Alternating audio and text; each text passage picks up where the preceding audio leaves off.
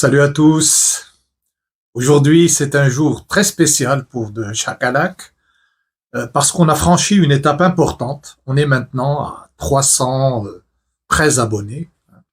Franchement, je suis super ému parce que je n'aurais pas pensé atteindre ce chiffre, en fait. Alors, 300 passionnés de cinéma, 313 passionnés de cinéma, de format physique et de découverte réunis ici.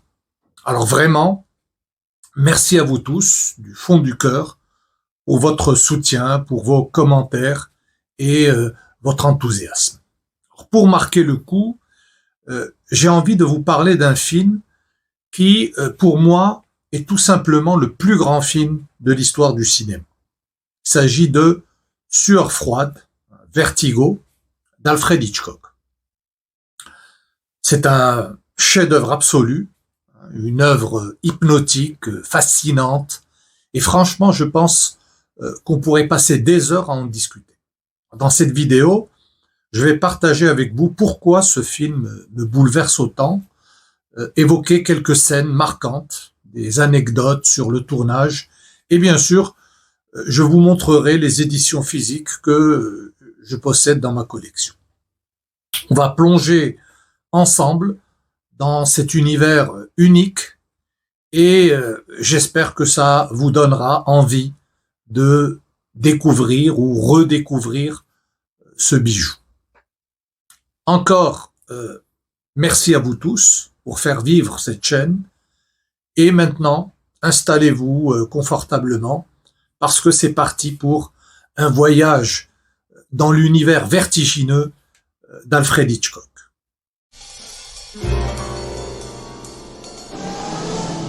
Ici 45-17, bien reçu, terminé. Vas-y, allez, fais-moi plaisir.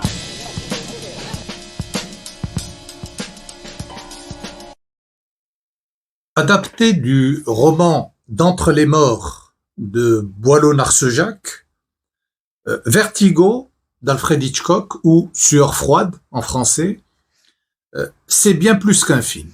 C'est une expérience hypnotique, un chef-d'œuvre absolu. Alors oui, je sais, récemment, il a perdu sa place de numéro 1 dans le classement de la revue Sight and Sound. Il a été détrôné par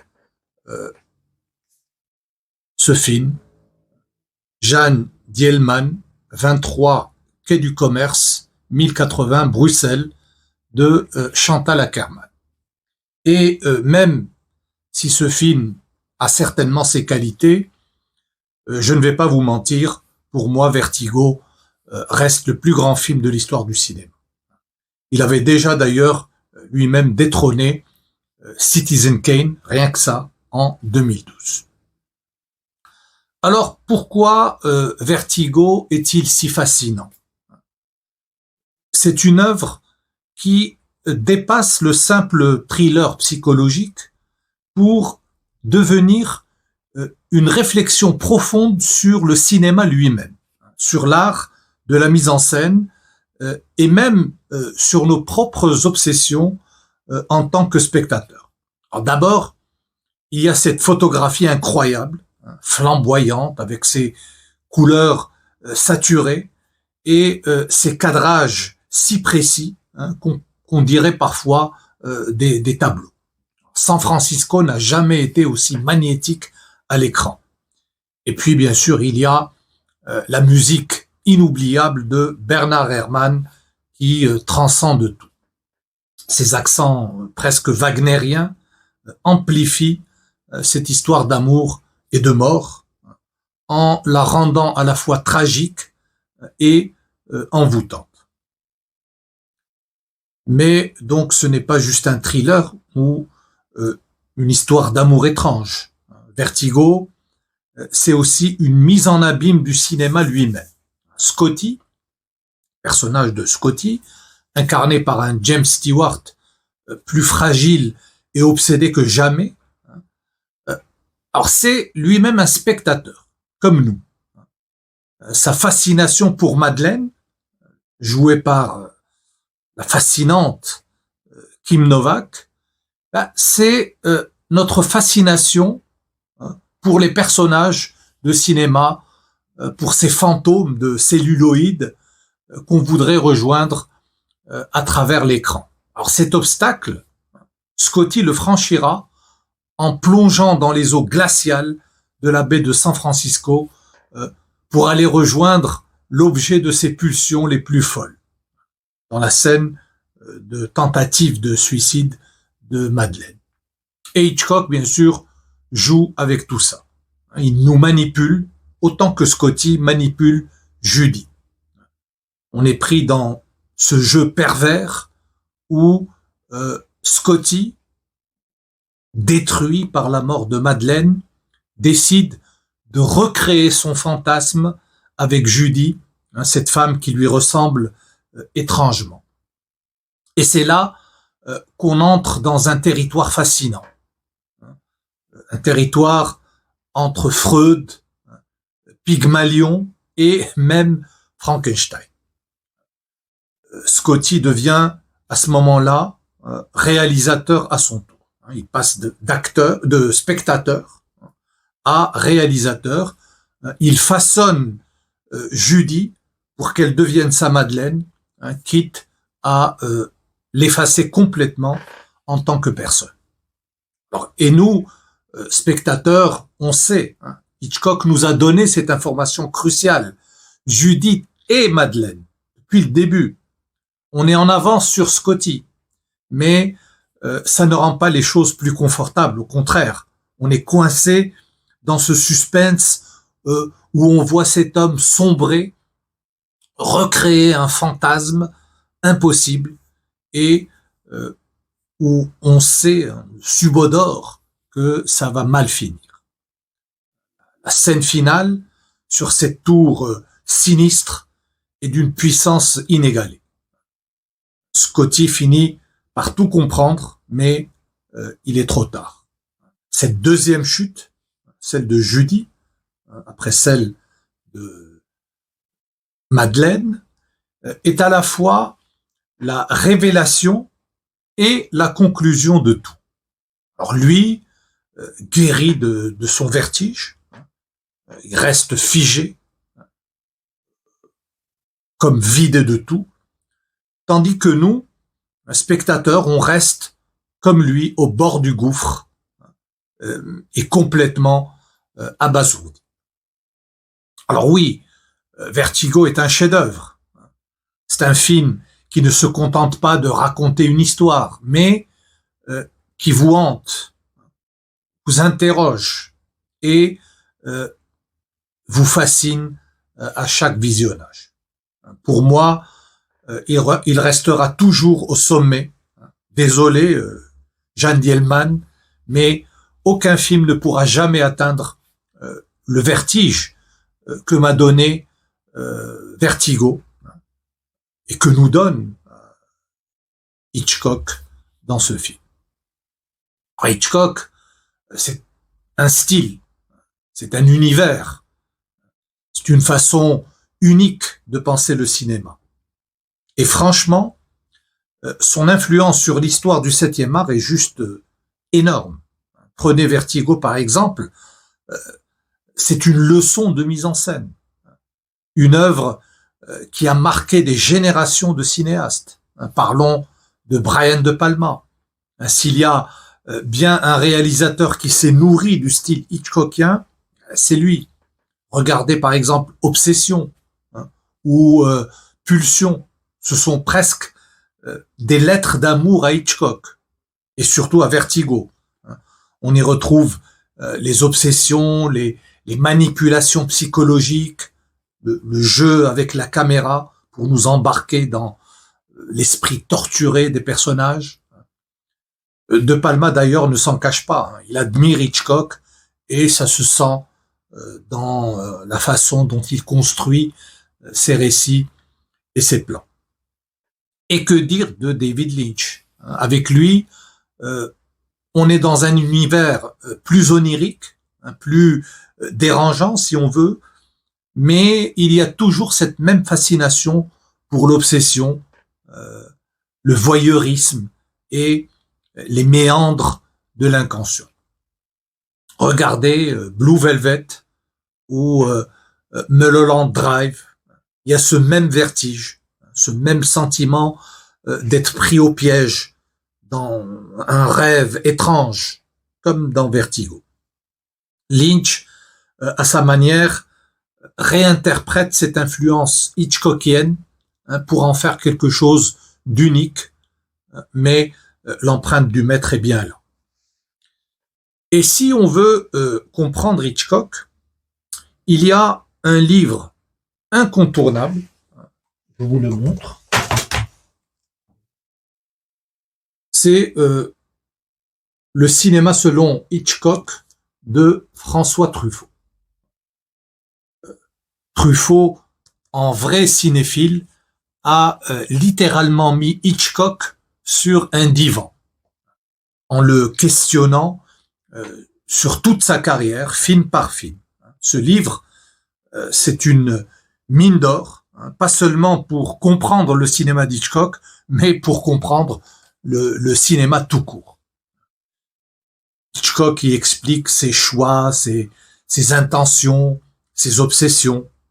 Par exemple, il détaille comment il a conçu des scènes clés de Vertigo, notamment le fameux zoom avant, travelling arrière, qui symbolise le vertige.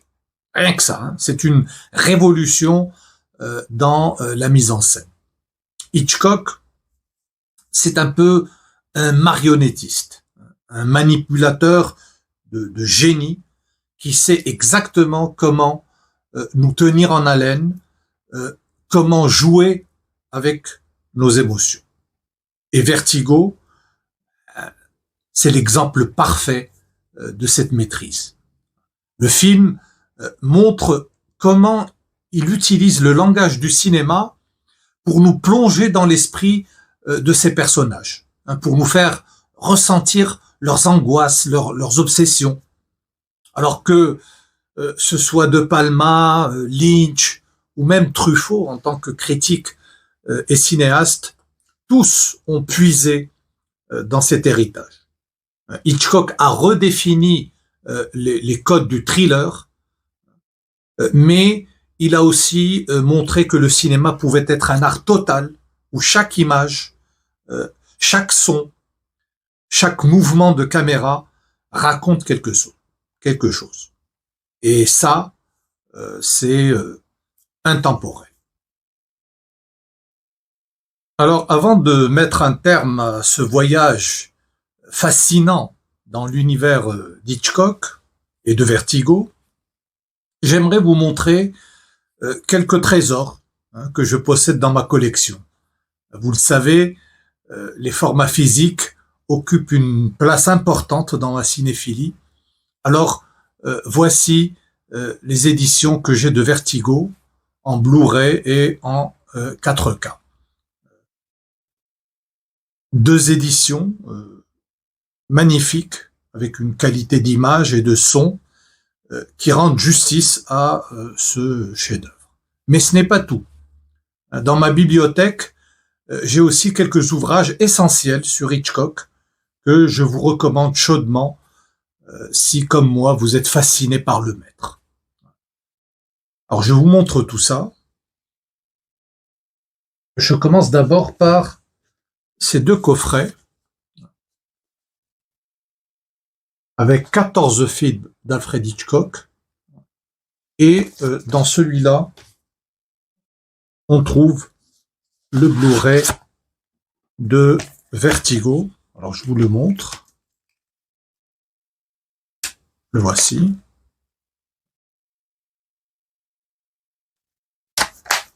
Je ferai certainement un autre jour une vidéo sur ce coffret avec les 14 films du maître. Alors, j'ai aussi le 4K Ultra HD de Vertigo, qui contient d'ailleurs le même disque en Blu-ray et le 4K ici, avec le regard hanté de James Stewart. bien sûr, il y a pas mal de bonus avec des documentaires, des interviews de journalistes, d'experts, d'acteurs. Très bonne édition en 4K avec une image magnifique, une restauration magnifique du film. Je vous montre aussi les films que j'ai mentionnés tout à l'heure. Alors, Obsession de Brian De Palma avec Geneviève Bujold et Cliff Robertson. Et aussi Pulsion, qui rend de manière évidente hommage, par exemple, à la scène de la douche de Psychose, hein, mais aussi dans d'autres scènes comme celle du musée, hein, que l'on retrouve dans Pulsion. Une scène un peu hommage à la scène du musée avec le fameux personnage de Madeleine qui observe son ancêtre Carlota Valdés. Je vous remontre le film de Chantal Akerman, hein, Jeanne Dielman, 23 quai du Commerce, 1080 Bruxelles, un digipack qui vient ainsi et le disque avec le Blu-ray du film et celui avec les bonus.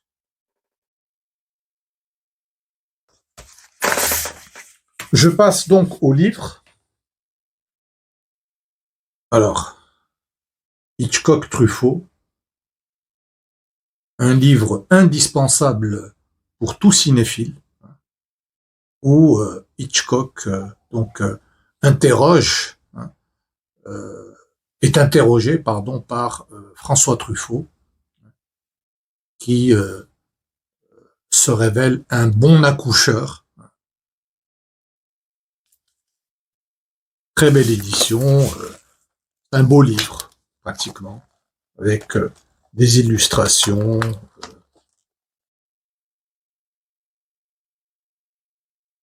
où on explique certaines scènes. Vraiment indispensable. Bien avant, il y a eu aussi le livre de Claude Chabrol et d'Éric Rohmer, intitulé simplement Hitchcock.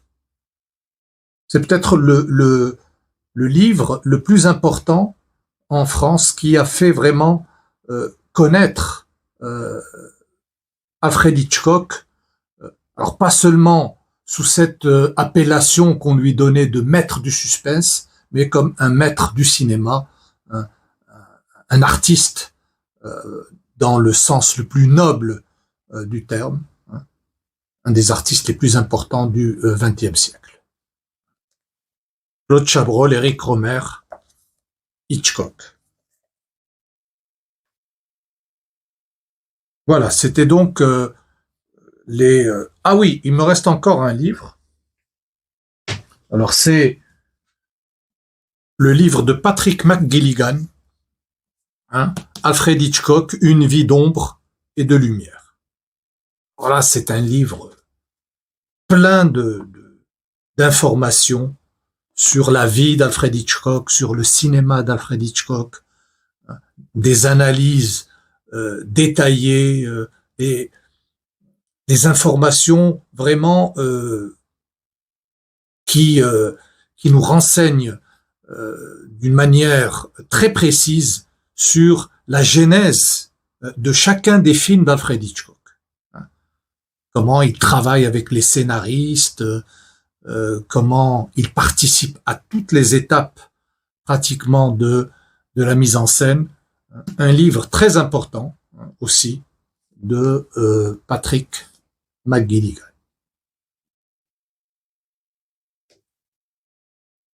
Voilà, c'est avec ces films et ces ouvrages que j'essaie de prolonger l'expérience Hitchcock chez moi.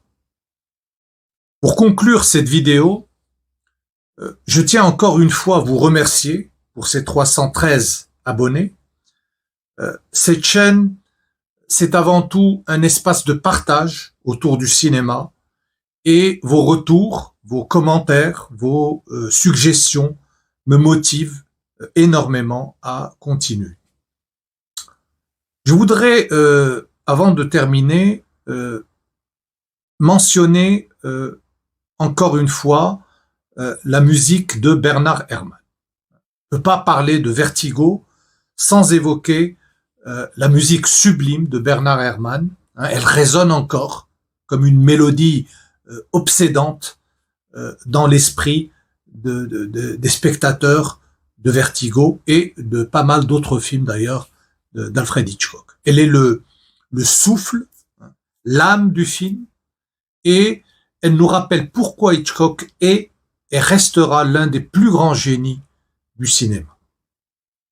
Merci à tous pour votre présence et votre passion. N'hésitez pas, bien sûr, à partager vos impressions sur Vertigo, vos éditions ou vos livres préférés sur Hitchcock dans les commentaires. Prenez soin de vous et on se retrouve très vite pour une nouvelle plongée dans l'histoire du cinéma. À bientôt sur Tchakalak. Salut!